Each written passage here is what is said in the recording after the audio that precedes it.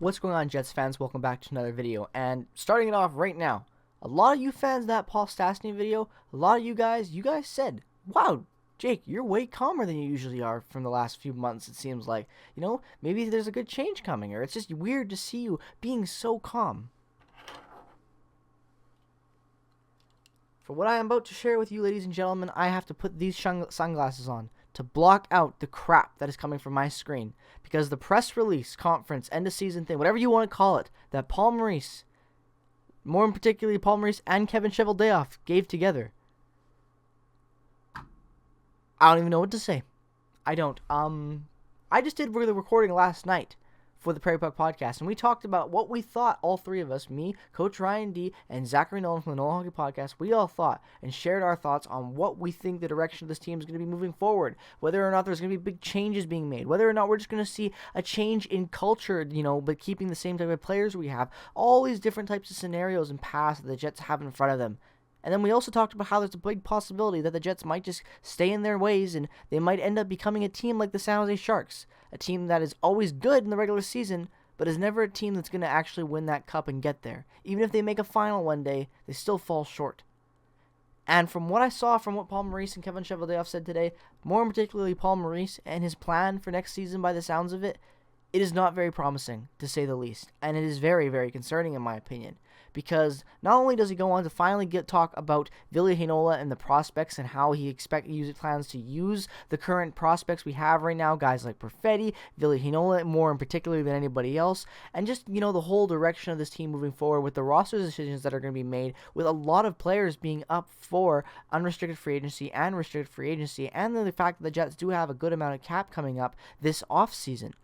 And out of all that, all the possibilities that Paul Maurice could have said about going out to want to bring in new talent, to change things up, anything he could have said, he goes with the most Paul Maurice answer of all time. And that is just the exact same narrative we've been hearing from him for the last however many amount of years it's been, because I'm just sick of this already. Like, it feels like Paul Maurice has been the coach of this club for eternity. Claude Noel who? Like, I don't honestly, it feels like that to me especially. So, you know, what do we expect from Paul Maurice? Is he going to give us good news? Absolutely not. Starting off with only good news, actually, I should say, you know what? No. Before actually I give you guys the exposition dump of just crap that you're about to hear from Paul Maurice's mouth that I will be bestowing into your eardrums, I will say one good thing he said. Paul Maurice finally admitted to the fact that the Winnipeg Jets, ironically, have a bad defense. He finally admitted it. They finally actually said that the Winnipeg Jets defense is the worst part about the Jets team, their weakest strength. And the other great thing that he said, he finally gave Connor Hellebuyck some damn credit and said Connor Hellebuyck masks a lot of the issues that they have from the back end because of how good of a goaltender he is. Says the defense should be catching up very, very soon, and that is the goal. Good job, Paul. You're stating the obvious finally. Glad you're finally jumping on and agreeing with us fans. But now getting into the negative. And I'm going to walk you guys into it, alright? I'm going to walk you guys into it. Are you ready? Are you ready? Because I don't think you're actually ready, because this is crap. You probably already heard it. I don't care. I'm going with it. Paul Maurice on Vil-li Heinola. He probably has a better sense in some ways of where he's at than anybody else. That is what Paul Maurice says about Vil-li Heinola. Says he needs to get faster and stronger and come in and earn a job on the left side, which he believes is stacked.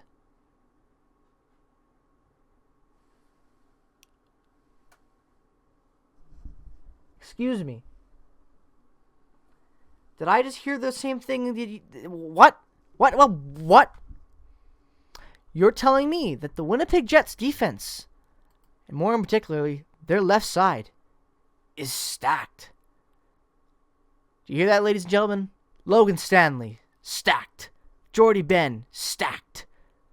Josh Morrissey, stacked. And the legend, Derek Forbort, absolutely stacked. Look at these guys thrown up on that left side from what we had in the playoffs. Look at it.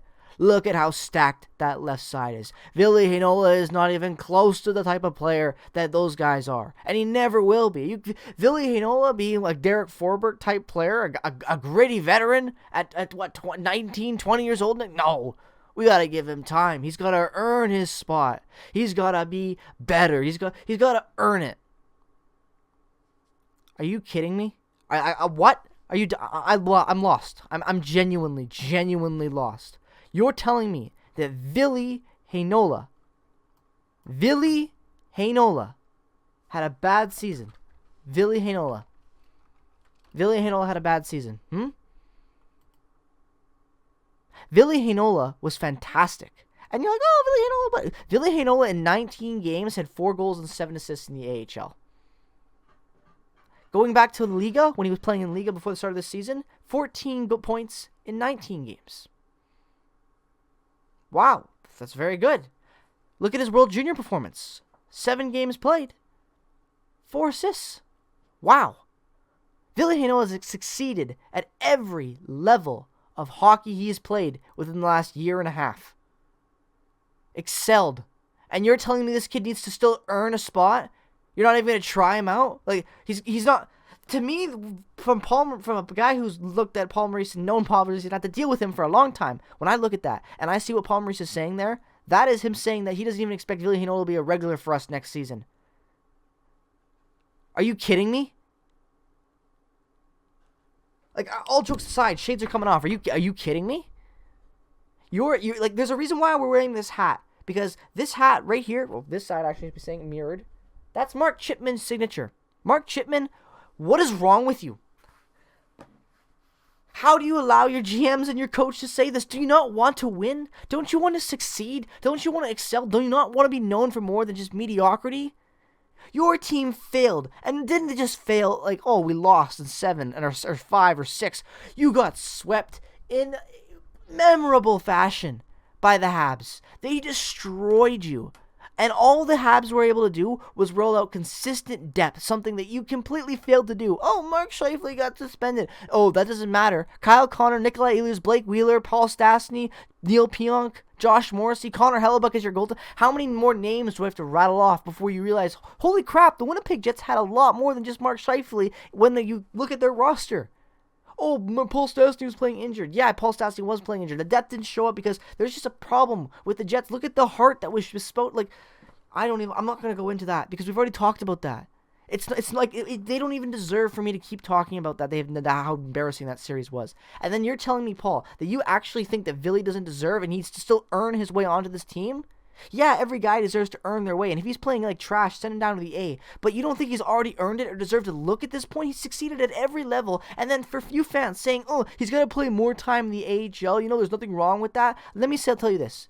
There are 36 games played in the AHL season this year for the Manitoba Moose. And Vil-li Heinola only played 19 of them, with 5 of those being played with the Winnipeg Jets. And all 5 of those games with the Jets were spaced over a broad span of months, because he played very early on in the season in that Ottawa series with Morrissey, where they looked very good. I think that was within the first 10 games, if I'm not mistaken. And then he played other games near the end of the season and a little bit in the middle. He never played a consistent amount of games. So you're telling me a guy that had to go up and down between the Moose, being cold on the Jets, being cold from the practice squad, and then having to be cold to go play for the Moose, still was able to lead your defensive core in points as a rookie in the AHL. Well, technically not a rookie because he played 3 games, but you know what I mean. Full real season in the AHL. And he does that. And you're telling me that doesn't deserve a look. He dominates in the juniors. He's one of the best defensemen on Finland. He's one of the best defensemen in the AHL last year when you come to look at how consistent he was. He was great. And because he made a bad drop pass to Morrissey on the blue line in 1 game, he doesn't deserve a spot now? What, we're going to sign another Derek Forbort type player to come in and stay? Not to mention the fact that with how, apparently you're talking about how stacked this left side is. Again, ladies and gentlemen, look at the left side. You're telling me that's stacked with Logan Stanley still. You think Logan Stanley all of a sudden is going to be better than Dylan DeMello? Are we going to protect Logan Stanley now? Is that what you're inferring to as well? And you're like, oh, you can't infer that, Jake. What are you talking about? That's kind of what they're saying. If our left side is so stacked that Vil-li Heinola can't even potentially crack that next year, then Dylan DeMello's gone, and Logan Stanley is the defenseman of the future for the Jets. And I want Logan Stanley here, but over Dylan DeMello, are you crazy? Look how bad your team failed defensively once he was pulled from your game. From everything in game 1, from game 1, his first shift and onward, gone. And look what happened. I don't blame everything on the absence of Dylan DeMello, but defensively, there was a huge hole with him gone.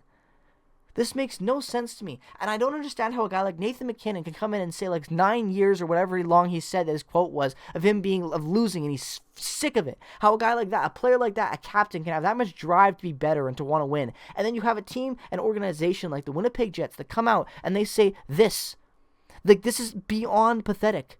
Beyond pathetic for the organization. And then for Kevin Cheveldayoff to come out and back all of this, to say Maurice and him are on the same page. They don't think anybody is not on the same page. Then Maurice to go out and talk about how winning in the playoffs in Winnipeg, no matter what round it is a big deal.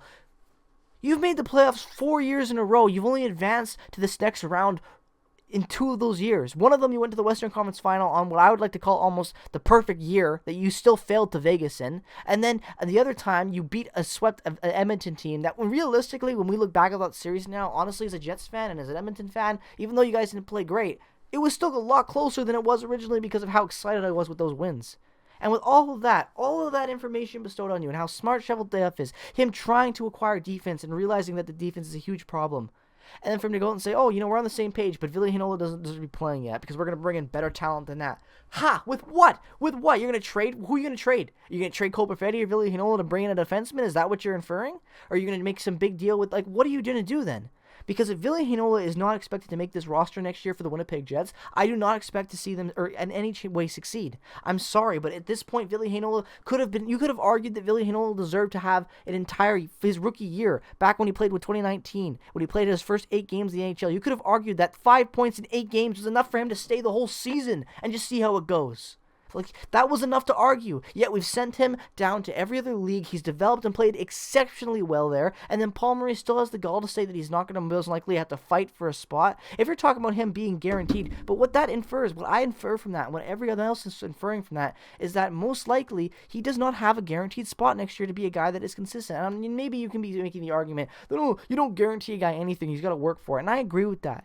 But Vil-li Heinola has put the work in every level and succeeded enough to earn a spot with the Winnipeg Jets, at least for the start of the season. And but this comment does not make it sound like that. Looking at the stats, I showed them on screen. Look how bad the left side was. And he has the gall to say that. The gall to say that. And then for Chevy to back him and say that, oh, the whole him not using the ELC this year and how he didn't want to play Vil-li Heinola because of contract issues and stuff like that. That's another reason. That has to do with something. Why else would you not play him? Are you just defending Paul because you can't fire him? And Chipman has been like, oh, you know what, guys? We can't fire anybody. We're rolling with this, so please don't bite each other's throat in the public. We already have too much backlash from the Scheifele crap. I just don't understand this, and it's very frustrating.